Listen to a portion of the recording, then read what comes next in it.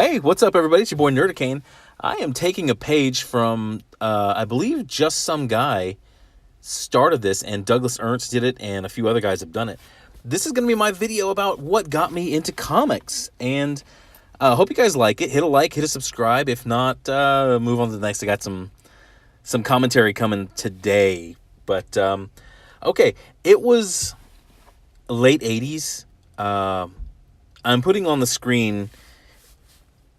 I'll probably put my first two comics, the covers from two of my first comics. And it was sort of a perfect storm of things going on in comics. First off, my best friend Jim got me into comics because he started getting into comics. And, he showed me some comics. I forget what he showed me, but didn't appeal to me that much. But I started looking at our local Albertsons. And this is when comics were on the newsstands at grocery stores, and they were much more accessible, which is I think that's part of the problem with comic books today, is that they're just not out there as much as they used to be. And that has to do with distribution and stores not being able to get money back on books that don't sell, which I think they need to go back to doing that. But that's, I'll probably do another video on that. But, Weapon X was going on. My first comic book was actually Marvel Comics Presents Weapon X, which was drawn by Barry Windsor Smith. Absolutely beautiful artwork. Marvel Comics Presents was kind of this goofy little, I don't want to say an anthology, but it was these little stories that people would write with the characters. You got MCP. It usually had 3 stories in it, and they were just little short stories, and it was kind of a testing ground for writers and artists in Marvel, which I really think Marvel should bring back. But it was this ongoing story, and it was the origins of Wolverine. I had never read a Wolverine comic book before Weapon X, so Weapon X was the beginning. I knew who Wolverine was, but this story was so strange, and it's not your typical superhero story. But even reading it, there wasn't a whole lot of action to it. I knew that there was something significant to it because of the quality of the art, because what was going on in the story, and it hooked me. Really, the first 2 comics I started picking up were Wolverine, Punisher, and then I'll put it here. This is my first Punisher comic book. Look at that cover. That cover just grabs the attention. It says action. I kind of branched into X-Men after that, which Extinction Agenda was going on at the time. Once again, it was a huge moment in comics. It was like this big crossover of all the X books, and I had really never seen anything like that before. That would have been, to me in that age, it would have been like He-Man and Transformers and G.I. Joe having a crossover cartoon, which wasn't possible, but here in comic books it was. And I think, just the coolness of that, we've gotten away from that. And yeah, they've done crossovers, but they've done like meaningless crossovers. There's just something, they basically just taking the 2 names and putting them together and pushing it out there for you to buy. If you like this and you like this, you're going to like this together. Well, the problem is they're getting like lackluster writers to do this. But Extinction Agenda was massive. Oh my God, it just kind of blew my mind that all these teams would get together, and there was a threat big enough to threaten all 4 of those teams. So that's kind of what started it. And I relate to the X-Men. I really started to relate to the X-Men because they were human, they were in society, but there was something different about them. And growing up in my family, I have 3 older sisters, and I'm the last, and I'm the boy. I was the only boy. There was something, I felt like a mutant. I felt, all of my parents were geared to raising girls, and then this boy comes along, and it's a little different. It's a little weird, and it's things that I always felt that, yes, I was part of the family, but there was something different about me because I was a boy. And that resonated with the X-Men, that, they try their hardest, but there is something that they have trouble fitting in with the rest of society, because the rest of society is different.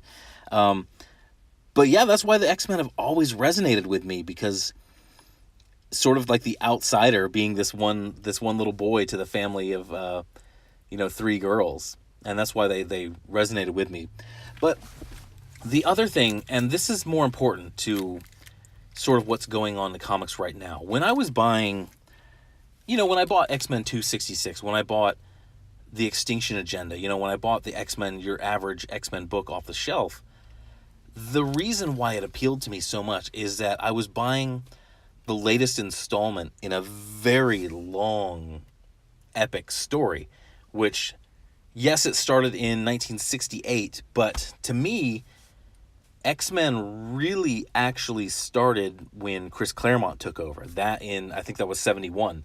That's when the X-Men embarked on this long, epic tale with its ups and downs, with, characters would come in and they would leave, and artists would come in and artists would leave, and X-Men really only had one writer for that entire time period. It was Chris Claremont.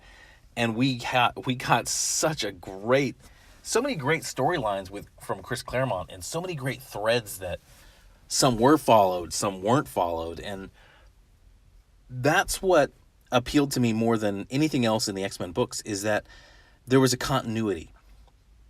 A villain who they thought they had killed 40, 50 issues ago suddenly comes back, and he's got a new wrinkle on the things he does, and the X-Men are on their heels, and the X-Men were always on their heels. It was always doom and gloom for the X-Men. They were always, even though they had these amazing powers, they were always struggling with what they're dealing with. And two of those things really come back to today, and they're really obvious when you think about it today. There's not a whole lot of continuity because, well, one, the writers are so different. The writers are separate from each other, that there's no touching between these books. Like something that happens in the Champions, for example, if something happens in the Champions involving the Hulk, in the Hulk's book, it's as if that didn't really happen. When you read old comic books, you'll see references to old stories, and they don't have that anymore. There's no, they don't reference something and then you'd see a little editor note in the bottom that says, go see Luke Cage #5. They don't have that anymore. So it's almost as if Marvel doesn't have a continuity anymore. And because they reboot their books so often, there's really not a continuity in between the books. You're not going to see in this latest Captain Marvel series, you're not going to see references to the previous Captain Marvel series because they don't exist with each other. They're completely separate, and there's no continuity to the Marvel universe. And the continuity between the books was really what set Marvel apart from DC back in the day and made Marvel very special. That things in Wolverine's book could possibly affect what was going on in not really the Silver Surfer because he's cosmic, but in another book based on Earth, in the Nick Fury book or the Shield book, that they would have sort of that event that carries over and has weight in another book. And we see that a little too much in Marvel Comics right now, as events in the books don't have any weight to it. But that's really all I got. That's what got me into Marvel Comics, is the continuity. And yes, even though I was buying X-Men number 282, and it was so far removed from X-Men 1, but because that had kept going and because there was a continuity to it, it was as if I was buying a tiny little bit of X-Men 1 in X-Men 282. And that I could go to the comic book stores and pick up these back issues, and it was all one long story, which I believe Captain Cummings has every Avenger book written up until a certain part. And I think why he stopped is because of the continuities, because the rebooting. There was no more connection from the Avengers books that he was buying today to the Avengers that came out in the 60s. There was no more connection. It wasn't one long epic story anymore. And I think that's what's really missing from Marvel Comics again. And it would be something that, once again, it would take them, because they ended it, it would take them decades to start again. But That's it. That's all I got for this one. That's what got me into comics is the epic story, and the thing that the connectivity in between the books is like certain things that happened in one book would lead me to start buying another book. And um, I'm glad I did this video. Now that I think about it, Marvel really needs to get back to that. That's I think the writers need to get together, and I think it would probably help them if they were centralized and all the writers got together day in and day out. I think having these writers isolated in Portland and wherever they write uh, is kind of it leads to the polarization of the the comic book industry right now, because they're not having to interact and they're not dealing with each other, and you see the far left extremist writers, they don't go to work and they don't talk to an actual conservative.